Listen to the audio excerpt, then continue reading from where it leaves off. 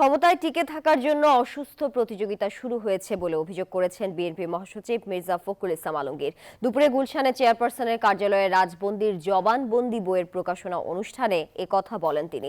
হাসিনা চলে যাওয়ার পর থেকে ঐক্যের জায়গাতে ঠিক থাকতে না পারা জাতির জন্য দুর্ভাগ্যজনক বলে মন্তব্য করেন তিনি। মির্জা ফখরুল বলেন, রাষ্ট্রীয় মর্যাদা ও জনগণের ভালোবাসা নিয়ে বিদেশ গেলেন বিএনপি চেয়ারপারসন, আন্তর্জাতিকভাবেও তাকে সম্মানিত করা হয়েছে।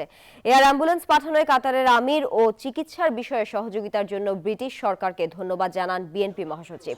তারেক রহমান শিগগিরই দেশে ফিরবেন বলেও জানান তিনি। হাসিনা চলে যাওয়ার পর থেকে, পালানোর পর থেকে আমরা কেন জানি না নিজেদেরকে আবার সেই পুরো বিশ্বাস ফিরিয়ে আনতে পারছি, জায়গাটাতে থাকতে পারছি না। কি দুর্ভাগ্য যে এখন যেটা শুরু হয়েছে এটাকে আমি মনে করি এতটুকু সুস্থ ব্যাপার না, অসুস্থ একটা প্রতিযোগিতা শুরু হয়েছে ক্ষমতায় টিকে থাকবার জন্য।